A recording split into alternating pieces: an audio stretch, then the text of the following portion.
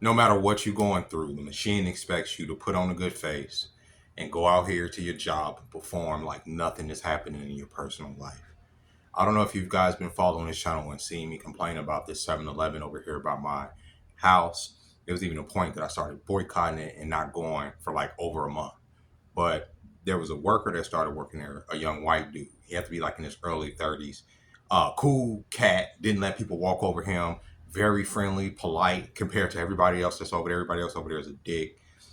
He kind of knew what you wanted, greeted you. He got the riffraff up out the store. They didn't bully him, none of that stuff. I really liked this dude, right? He even remembers the stuff that you would come in there and get. And he, been working there for like the last, I would say, 3 or 4 months. Well, I just learned that he took himself out the game. He hung himself a couple of days ago, and everybody at the store is confirming it. Everybody in the building is confirming it, and that disturbs me. It sucks, right? Because like I've literally have consciously said this is my favorite guy here. I interact with this dude all the time. Just a couple weeks ago, he pulled a knife. He had to pull a knife on one of the dudes that was trying to threaten him because the dude pulled a knife on him, and they got into it out here in the thing. And the dude backed down because he didn't want to get shanked. And it's just that's if you going through it right now, bro. And I know he spent a lot of his time at this 7-Eleven on this crusty ass corner. Like to know that a good portion of the final days of his life was spent just like fighting with bums at this 7-Eleven for a minimum wage paycheck hurts, bro. And no telling what he was going through. I know every time I would ask him, hey, how you doing? You go in there, oh, how you doing? He was just like, it's going. He would always say that, and I'm just like, oh yeah, I feel you. Or how's your day going? Or how's today? The day's the day. He'd be friendly about it, but fuck, man, that's lame, man. No matter what's going on in the world, no matter what's going on in your personal life, they're gonna expect you to clock in. The show must go on. They're gonna expect you to clock in. Like everybody's talking about World War III right now. Israel attacked Iran and Iran is attacking Israel, and people are saying, oh, this is biblical prophecy. And for the people that are saying that, I just want to let y'all know that the current, what we know now as Israel was established in 1948 by the powers that be here in the United States. Y'all are associating like modern geopolitics with biblical prophecy as far as like certain events, and these are not the chosen people. I'm sorry, I'm just gonna go ahead and say that. I ain't trying to get this video like shadow banned or put into the shadow realm or wherever you want to put it, but right is right and wrong is wrong. Okay. And a lot of people are feeling right now that, oh, since Iran is going back at them and there's bombs falling in Tel Aviv and all this other stuff, that this is the end of the world, that Jesus is going to make an appearance pretty soon, and God's going to come up off the earth and he's going to start casting judgment on each and every one of us. God already cast judgment on us every freaking day through our actions. Our actions make up what we are and how our lives are going to turn out. If we're fucking complete shit to ourselves, to everybody around us, I don't give a fuck if you have money. If you don't, you're gonna feel like shit on the inside. You're gonna be in your own personal hell, and that is the judgment that is cast upon you here within this realm. You know what I'm saying? That's why I always say there's people that have billions of dollars that are still not happy. Look at Elon Musk, freaking have all the money in the world, have all the resources in the world, have trillions of baby mamas, have 13 different kids. Everything that men would like aspire to try to get in this machine matrix, but yet he's still not happy. He's still not a happy person. He still has to interject himself into politics. He still has to get on Twitter every day and shit post against people that have different opinions than him, instead of just going somewhere and running your company, enjoying your money, enjoying the big family that you created. No, you want to get on Twitter and involve yourself in stuff that it really don't have nothing to do with you at this point, because you were in the vastly different tax bracket than everybody else. But when you're miserable, you have to come down into the slums and box it out with all of the other normies. And that's what he's doing. And no matter how much money you make, if you haven't taken care of the inner demons and the inner workings, you're gonna suffer. Even if you aren't a bad person, even just a person struggling to take care of yourself in this world, you still have to deal with those demons. What I say, the voices that nip at your heels to make you want to veer off the path of. When I say righteousness, it's not just in the service of God, it's in the service of yourself and in the service of your family, in order to keep you on this right path so that you're not falling off into the weeds over here. But there's going to always be these voices in these weeds that are trying to entice you to come off the path and keep you in the dirt with them. And you have to try to ignore that. And that even goes to your own personal health, your own mental health. Like I said, it's Mental Health Awareness Month. You got women out here making viral videos saying fuck men's mental health awareness month, fuck men and their mental health, they ain't suffering. And look at that guy that worked at this 7-Eleven suffering in silence. And I wish I would have had videos of him, because I've literally seen him like handling the crowds of fucking rowdy ass idiots trying to, get over on them, trying to steal shit at the same time. You got the Core-Mark guy coming in, bringing in truck. You got all this stuff happening in this little bitty 7-Eleven. Meanwhile, he still has to look at the cameras and stuff, and he still kept a good attitude about himself. So rest in peace, bro. Like, that shit is lame. Like, mental health awareness is a big thing, and I'm telling what that dude was going through, pushing up against, Father's Day. Could have been a father that's not in this kid's life. Could have longed for his father, who he didn't have a relationship with. He could have just been struggling to pay the bills at wherever he was staying at, or trying to stave off homelessness like so many people are doing. But yet, you are employed at a 7-Eleven and you have to work these ridiculous hours. And I know, like, you have children, you're paying child support, and you work in a job like that, you don't see none of that money. So all that effort of fighting off bums and clocking in and, picking up shifts, it don't mean nothing when the state is taking a good portion of it. And this is all just assumption. But there's a lot of weight that be stacked on top of men that people just don't know about. Like I'm saying, we don't know why this boy at 7-Eleven, not boy, he's a man, he's, like I said, in his early 30s, took himself out the game. But it hurts. Like, even Tammy, the girl that lives in the building, was telling me about it. She knew. She didn't want to tell me, like, yo, he took himself out the game because he's hooked her up with loose cigarettes, and he sold loose cigarettes to her. And, you ain't supposed to do that. But niggas that and I know he's white, but niggas, like, because white people can be niggas too, from the hood. You know how much you appreciate clerks like that. That'll sell you a Lucy, that'll give you credit until the next time you come back. I've grown up in places like that, and that is very rare to find in clerks. I was the type of clerk that would do that. Yeah, just, I know you're gonna be in here tomorrow. Just give me tomorrow, or I'll even take the money out my pocket, for the cameras, so that, we ain't looking like we stealing nothing, and hook you up. I love clerks like that, and he was that type of dude. Oh, just get it to tomorrow. I know you're gonna be in here. Gone from this world. And it's like all of the decent people, all of the people that give you just that little bit of levity in life. He's the only person. He's the reason I even go back to that 7-Eleven, because like, oh, he's working now. I'll go in there and just deal with him. Gone. You don't know how important people are. People want to make fun of people. Oh, a clerk don't mean nothing. A clerk deals with thousands of people a day, hundreds of people a day, sometimes regulars. You don't know how a clerk affects somebody's life. You don't know what they are important. They are a part of this world. They do mean something. They mean something to their community. He meant something, even though obviously just a little interaction day to day, he meant something to me, right? Even just in a little way. And I think about that, and I just don't wish that for nobody. I don't wish that for him. I don't wish him to take himself out the game. Obviously, I don't know him, but shit, it still affects me as a person. Like, it sucks. And I wish that he could have, like, honestly found a different way to deal with whatever he was dealing with, because suicide is a permanent solution to a temporary problem.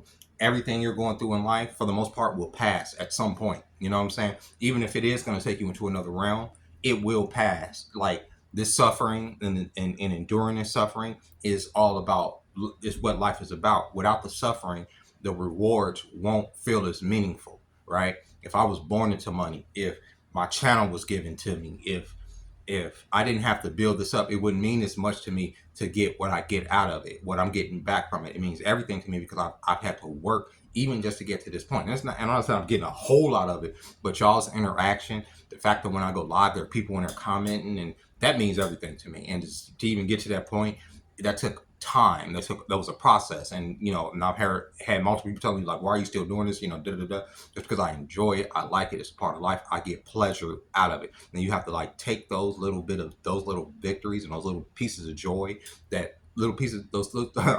things that bring you little pieces of joy, and you have to bring them into yourself and internalize that and find some happiness. Because regardless of whatever's going on in the world, World War III, AI, what else we got? Fucking, what if there was another pandemic? They gonna still want you to clock in somewhere. They gonna still want you to pay bills. They, like, as we saw the contradiction during the pandemic, you can shut down a whole economy and still expect you to pay all the bills. That, like, okay, there's no economy. How am I supposed to pay the bills? They don't care. Figure it out. And for the people that did figure it out, they went out and, okay, we're going to get PPP loans, because, the powers that be set them up, because there's no economy. Here's PPP loans. Get these PPP loans. We're giving them out. People got them. And now a lot of them are facing incarceration, persecution, and the like, because the government put them in a desperate situation during a desperate time to take advantage of some easy money, and they knew that people were going to do it. So you lock them away. It's the same thing now. They're going to set up these systems. You know, the war's going to happen. You know, we going to have to go over there and defend Israel. And they're going to set it up so that the young people have to sign up for the military. That's what they're going to do within the next few months. I promise you they are.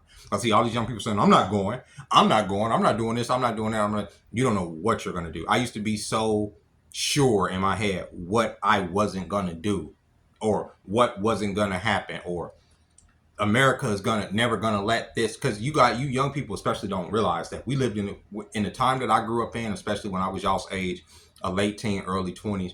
We believed that the United States of America was invincible and that we were untouchable.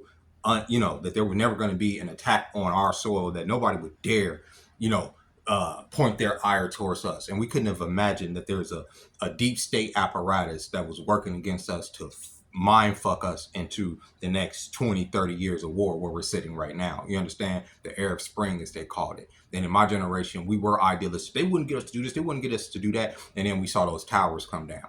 And then we saw something that our brain just couldn't fathom on September 11th, 2001. We just couldn't fathom what we were seeing. And they used that because they were probably the one that caused it.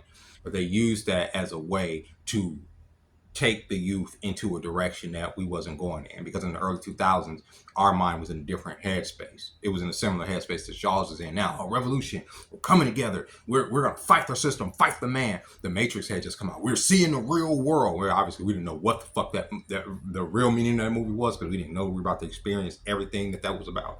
But that was the time we were coming up in. It was hope, it was hopeful. And then them towers came down, and then they started putting terror alerts at the bottom of the screen, and they started manipulating us on a level that we couldn't imagine just a couple years prior. They told us that they had this NSA spying apparatus, you know, that was revealed to us by Edward Snowden, a whistleblower who they demonized as this, you know, because he showed us that they're going to have this Palantir system where they're going to be able to facial recognize you even if you're wearing a mask, and they're following everything you do. They're looking into your emails, they're looking into and people, the deep state, the NSA, and everything was exposed in that time. We start to realize that we're in the world through a looking glass, and who we thought our enemies were probably aren't from the outside, but they're from the inside. And when you realize that is a cold feeling to feel, because you don't know what direction to look in, and then you start casting blame on everybody, you know, that don't think like you, that don't look like you. And that's the time that we sit in now. You know what I'm saying? They set us up to feel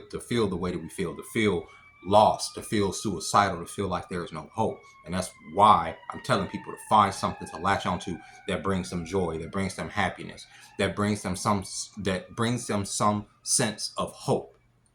And I don't often point out things or activities, because sometimes those things can't. I do a million activities, right? And there's still times in the week, there's still times within a month where I feel low. You know what I'm saying? Like I say, sometimes you feel like, all right, shit, why am I here? You know, I wish a car had hit me. You know, those dark, invasive thoughts. But then in those moments, I have to realize that it ain't the things that I'm trying to acquire. It's not a place or that I'm trying to go to. It's a relationship I'm trying to establish with God, right? That's really what this is all about, for at least for me.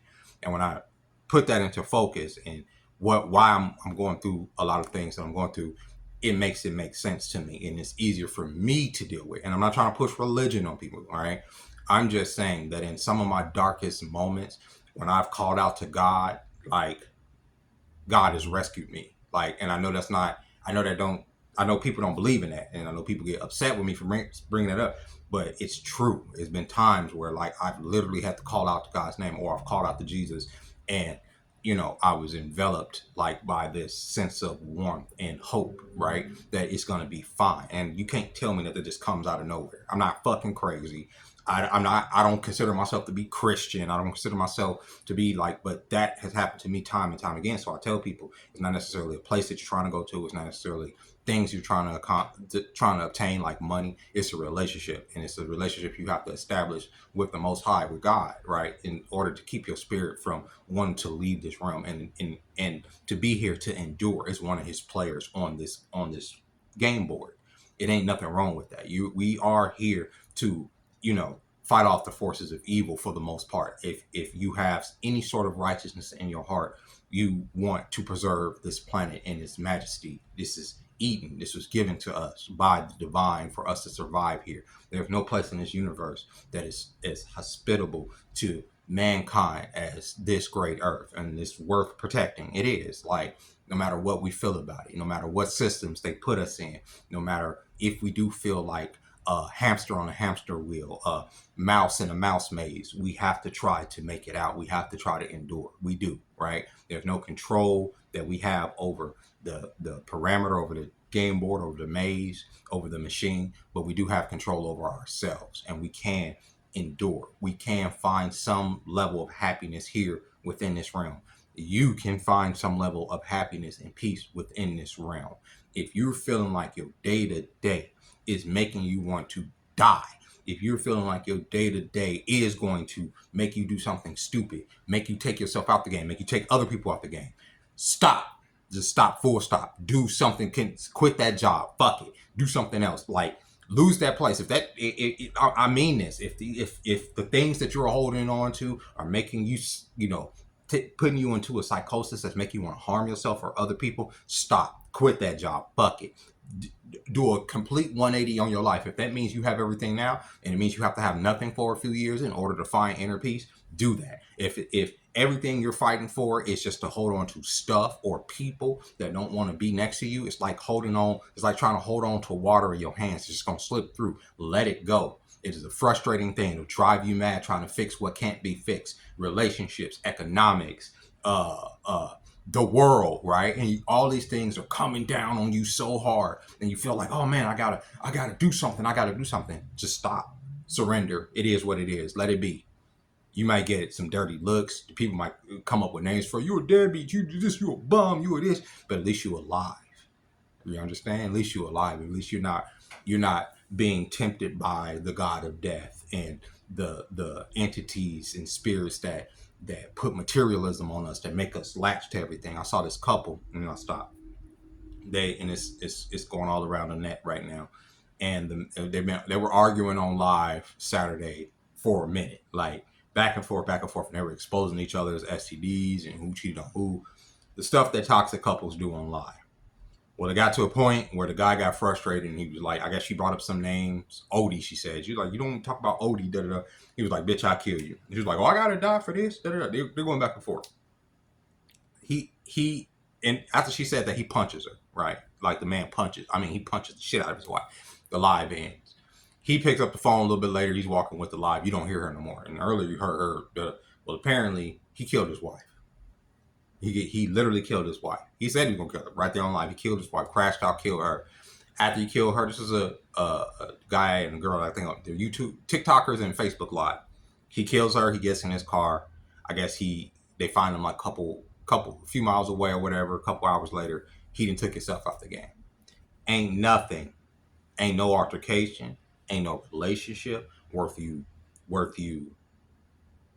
And I'm talking about romantic relationship. Obviously, for your kids and those type of relationships, there's nothing that you wouldn't do for them, right? So I'm not talking about them. I'm talking about a significant other, a spouse, and I'm pretty sure there's nothing you wouldn't do for them. But if that relationship is going to make you violent, if it's going to make you want to hurt, the moment you feel like you want to hurt her, the moment you just full stop, get out the relationship. The moment you feel like, okay, I need to put hands on this bitch, it's over. It's done. Because as a man, I've been there. I've felt that. Trust me, I felt that. And it's the best thing for you to do, is to say, no, this ain't good. This ain't a good situation for me to be in, because if you end up going too far by surrendering to your anger, you end up killing her, right? You end up hurting her. This is the mother of his kids. She just had a baby in November. You orphan your kids, right? Because even if you just kill her, eventually they're going to come lock you up. But you didn't get locked up. You killed yourself. You orphaned your babies. For what? For what? Because y'all exposing each, because y'all obviously hated each other and y'all still trying to make something work. What are we doing? What are we doing? And rest in peace to her.